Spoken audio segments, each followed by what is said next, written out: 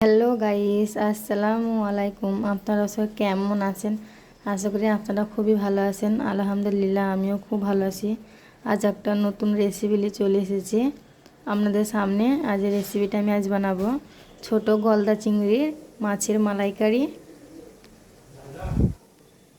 এই ছোটো গলদা চিংড়ির মাছের মালাইকারিটা আমি যেভাবে তৈরি করি, অবশ্যই আপনারা বাড়িতে বানিয়ে খাবেন, দেখবেন খেতে খুবই ভালো লাগবে। একটা দুর্দান্ত স্বাদের রেসিপি। আর আমার ভিডিওটা যদি ভালো লাগে, লাইক, কমেন্ট, শেয়ার আর সাবস্ক্রাইব করতে ভুলবেন না। আর আমার চ্যানেলে যারা নতুন আছেন, চ্যানেলটাকে সাবস্ক্রাইব করে পাশে থাকবেন আর আমাকে সাপোর্ট করবেন, আমাকে ভালোবাসা দিবেন। আর ভিডিওটা প্রথম থেকে শেষ পর্যন্ত দেখবেন আর পাশে থাকা পেজটাকে ক্লিক করবেন। এবার চলুন আমি দেখে নিই কী কী নিয়েছি চিংড়ি মাছের মালাইকারির জন্যে। দেখেন, আমি চিংড়ি মাছটা একদম লোড ছিল, জ্যান্ত ছোট গলদা চিংড়ি মাছ। দেখেন দেখতে কত সুন্দর লাগছে, খেতেও খুব ভালো লাগবে। এখানটায় আছে পেঁয়াজ, আদা, রসুন, কাঁচা লঙ্কা একসঙ্গে বেটে রেখেছি, পোস্ত বেটে রেখেছি। এখানে হলুদ গুঁড়ো, লাল লঙ্কার গুঁড়ো, ধনে গুঁড়ো, জিরের গুঁড়ো, লবণ, চিনি, ধনেপাতা কুচি, সরিষার তেল আছে পরিমাণ মতন। এবার চলুন আমি এবার মাছটাকে ধুয়ে কেটে পরিষ্কার করে নেবো, আমরা দেখতে থাকুন।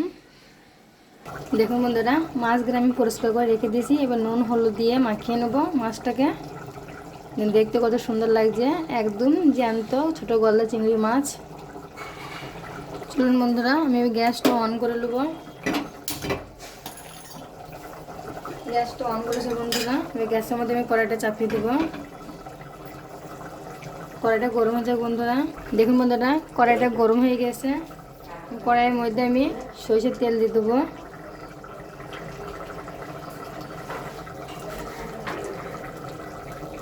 তেলটাকে কড়াইয়ের মধ্যে চারিপাশটা লাগিয়ে নেব।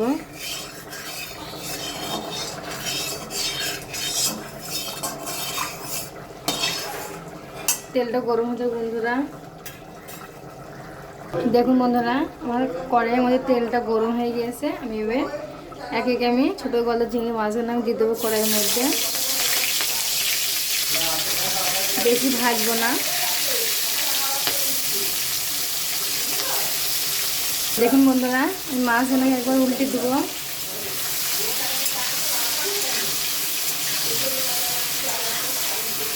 দেখতে কত সুন্দর লাগে দেখুন বন্ধুরা,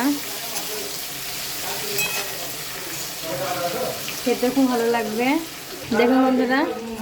দেখুন বন্ধুরা, আমি চিংড়ি মাছগুলো লাল লাল করে ভেজে নিচ্ছি। আমি এবার তুলে নেবো একটা জায়গার মধ্যে।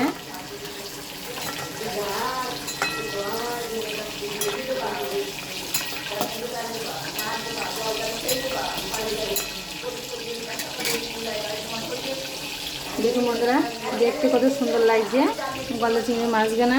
দেখুন বন্ধুরা, কড়াইয়ের মধ্যে আমি সরিষার তেল দিয়ে দেবো। দেখুন বন্ধুরা, আমি অল্প চিনি দিয়ে দেবো তেলের মধ্যে। স্বাদটা খুব খেতে ভালো লাগবে। পেঁয়াজ বাটা, আদা, রসুন, কাঁচা লঙ্কা একসঙ্গে বেটে রেখেছি, আমি দিয়ে দেবো তেলের মধ্যে। আমি এখন নেড়ে দেবো।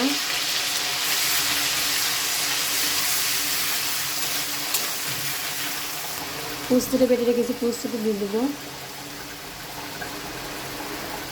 পোস্তর বাটিটাকে ধুয়ে দিয়ে দেবো আমি পানিটা। হলুদ গুঁড়ো, লাল লঙ্কা গুঁড়ো একসঙ্গে দিয়ে দেবো।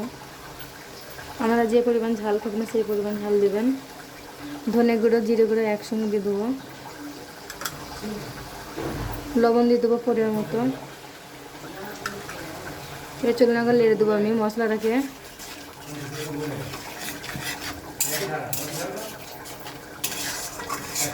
দেখুন দেখতে কত সুন্দর লাগছে, খেতেও খুব ভালো লাগবে।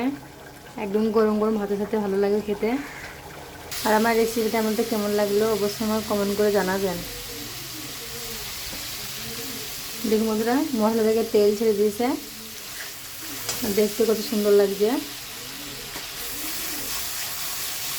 চিংড়ি মাছের মালাইকারিটা দেখতে খেতে খুব ভালো লাগবে। অবশ্যই বাড়িতে বানিয়ে খাবেন আপনারা, দেখে খেতে খুব ভালো লাগবে।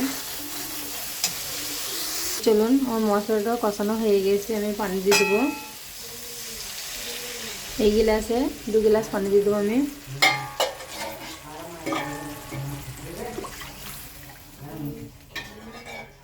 আমি একবার লেড়ে দেখে নেবো।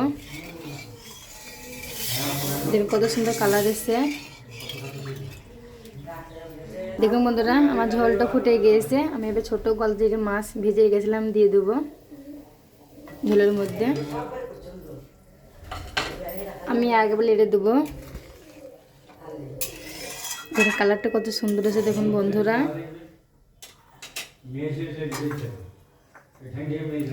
ধনে পাতা কুচিটা দিয়ে দেবো।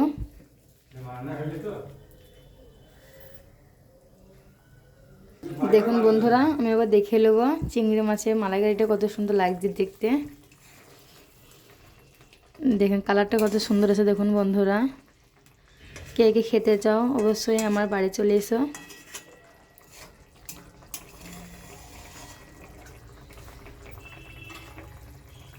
দেখুন কত সুন্দর লাগছে দেখতে। এবার চলুন, এর আমার চিংড়ি মাছের মালাইকারিটা হয়ে গেছে। আমি গ্যাসটা অফ করে দেবো। গ্যাসটা অফ করে দিয়েছি বন্ধুরা। আর আমার রেসিপিটা আপনাদের কেমন লাগলে অবশ্যই আমাকে কমেন্ট করতে ভুলবেন না।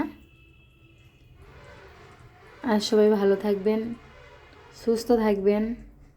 ধন্যবাদ।